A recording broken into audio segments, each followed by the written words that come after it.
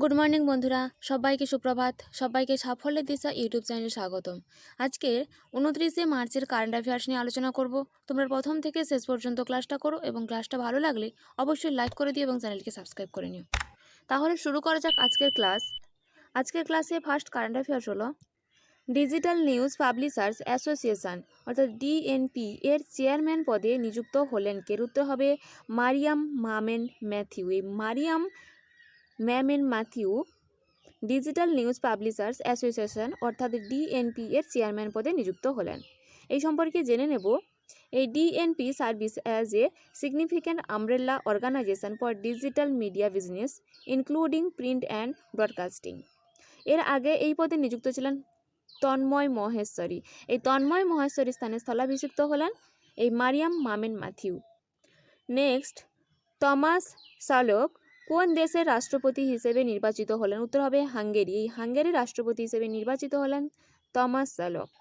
এখানে static GK আকারে জেনে নেব। রাজধানী হাঙ্গেরির বুদাপেস্ট, রাষ্ট্রপতি তামাস সালিয়ক এবং প্রধানমন্ত্রী ভিক্টর অরবান। অফিসিয়াল ভাষা হ্যাঙ্গেরিয়ান। নেক্সট, সম্প্রতি কোথায় পাক্কে পাক হর্নবিল উৎসবে আয়োজন করা হয়েছিল? উত্তর হবে অরুণাচল প্রদেশে। অরুণাচল প্রদেশে সম্প্রতি পাক্কে পাক হর্নবিল উৎসবের আয়োজন করা হয়েছিল। যদি প্রশ্ন থাকে শুধুমাত্র হর্নবিল তখন হবে নাগাল্যান্ড, কিন্তু এখানে হচ্ছে পাক্কে পাক হর্নবিল তখন হচ্ছে অরুণাচল প্রদেশ। এই উৎসবটি অরুণাচল প্রদেশের কেসাং জেলায় সিজেসাই নিসি উপজাতির লোকেরা পালন করে। নেক্সট, শাওমি এর প্রথম বৈদ্যুতিক গাড়ির নাম কি? উত্তর হবে SU7। SU7 হলো শাওমি এর নতুন বৈদ্যুতিক গাড়ি। এই সম্পর্কে জেনে নেব। শাওমি এর প্রথম বৈদ্যুতিক গাড়ির নাম SU7। এই শাওমি SU7কে সর্বোত্তম, সুদর্শন, সবচেয়ে সহজ ড্রাইভ করা এবং সবচেয়ে স্মার্ট গাড়ি বানানোর লক্ষ্যে রাখে। এই ইলেকট্রিক সেডান কেবলমাত্র চীনের বাজারে নিয়ে আসা হয়েছে এবং মোট 3টি ভ্যারিয়েন্টে বিক্রয় করা হবে এই সেডানটি।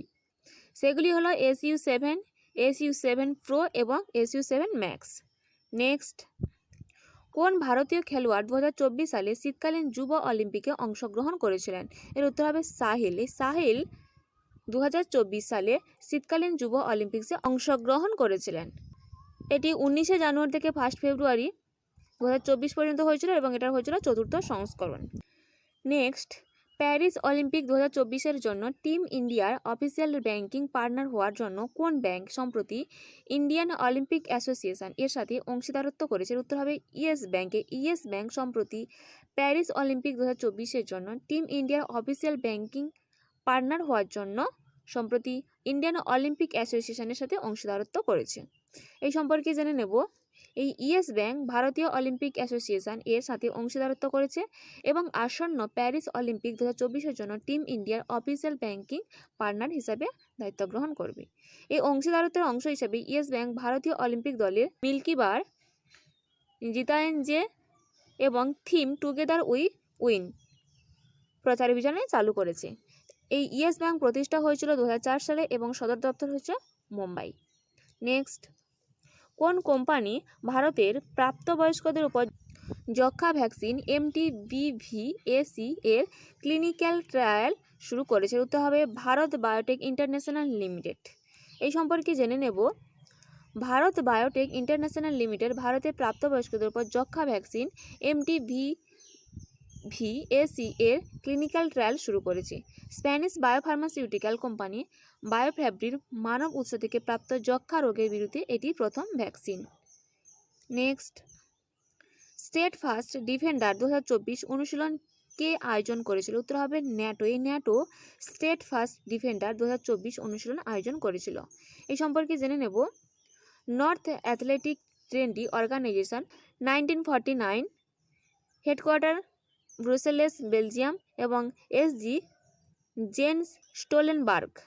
নেক্সট, সম্প্রতি হু দ্বারা কোন দেশকে ম্যালেরিয়া মুক্ত ঘোষণা করা হয়েছে? উত্তর হবে কেপ ভার্দ থেকে। কেপ ভার্দ থেকে সম্প্রতি হু দ্বারা অর্থাৎ ওয়ার্ল্ড হেলথ অর্গানাইজেশন দ্বারা ম্যালেরিয়া মুক্ত দেশ হিসেবে ঘোষণা করা হয়েছে। এখানে আমরা গুরুত্বপূর্ণ স্ট্র্যাটেজিক আকারে দেখে নিতে পারি। আমাদের ভারতকে সম্পূর্ণ পোলিও মুক্ত দেশ হিসেবে ঘোষণা করা হয়েছে। ভারতকে সম্পূর্ণ পোলিও মুক্ত দেশ হিসেবে ঘোষণা করা হয়েছে এবং হু দ্বারা ম্যালেরিয়া মুক্ত দেশ হিসেবে ঘোষণা করা হয়েছে কেপ ভার্দেকে। নেক্সট, মিথেন গ্যাসকে ট্র্যাক করার জন্য মিথানাস স্যাটেলাইট লঞ্চ করলো কে? উত্তর হবে স্পেস এক্স। এই স্পেস এক্স মিথেন গ্যাসকে ট্র্যাক করার জন্য মিথালেন স্যাটেলাইট লঞ্চ করা হয়েছে। এই ছিল আজকের দিনে গুরুত্বপূর্ণ 10টি কারেন্ট অ্যাফেয়ার্স। এইরকম গুরুত্বপূর্ণ 10টি কারেন্ট অ্যাফেয়ার্স পেতে অবশ্যই সাফল্যের দিশা ইউটিউব চ্যানেলটি সাবস্ক্রাইব করে নিও।